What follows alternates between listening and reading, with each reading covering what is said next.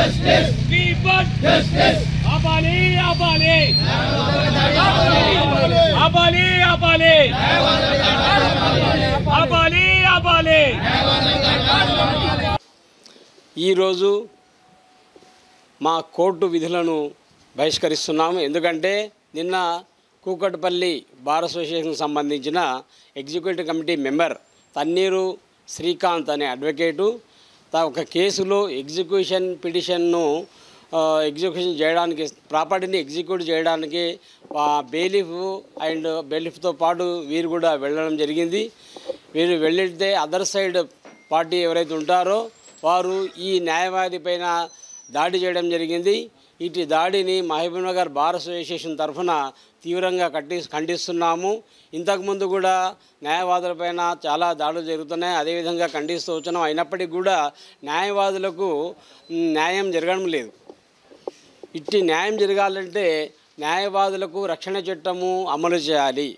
అందుకోసము మేము ఈ బార్ అసోసియేషన్ మహబూబ్నగర్ తరఫున రాష్ట్ర ప్రభుత్వాన్ని మరియు కేంద్ర ప్రభుత్వాన్ని కోరుతున్నాం ఏమంటే న్యాయవాదులకు రక్షణ కల్పించే విధంగా రక్షణ చట్టాన్ని తెచ్చి న్యాయవాదులకు రక్షణ కల్పించాలని చెప్పి ఈ సందర్భంగా కోరుతున్నాను. అదేవిధంగా ఈ బార్ అసోసియేషన్కి సంబంధించిన అందరూ మెంబర్స్ కూడా దీనికి సహకారం చేసి ఈ కోర్టు విధుల బహిష్కరణకు కూడా సహకరించాలి. అదేవిధంగా సహకరిస్తున్నారు కూడా. ఈ విధంగా ఈరోజు కోర్టుల విధులను బహిష్కరించడం జరిగింది. నిన్న జరిగిన సంఘటనను నిరసిస్తూ రాష్ట్ర వ్యాప్తంగా స్టేట్ ఫెడరేషన్స్ మరియు బార్ అసోసియేషన్ల పిలుపు మేరకు ఈ రోజులు విధులు బహిష్కరించినాము. తర్వాత గేట్ ధర్నా కూడా చేశాము. నిన్న జరిగిన సంఘటన గర్హించదగింది. రాష్ట్ర వ్యాప్తంగా న్యాయవాదులపై ఈ మధ్య దాడులు ఎక్కువైనాయి. ఇది సమాజానికి ఏమాత్రం మంచిది కాదు. మేము న్యాయవాదులము ప్రజల సంక్షేమం కొరకు ప్రజల లిటిగేషన్స్ కొట్లాడడానికి మేము ఉన్నాము. మేము మా విధి నిర్వహణలో ఎగ్జిక్యూషన్కి వెళ్తాము, ఇంకెక్కడికైనా వెళ్తాము, వారెంట్ కమిషనర్ వారెంట్ అంటూ వెళ్తాము. కాకపోతే కక్షిదారులు న్యాయవాదులపై దాడి చేయడం అనేది మంచి సంఘటన కాదు. న్యాయవాదులం ఉన్నదే కక్షిదారుల కొరకు.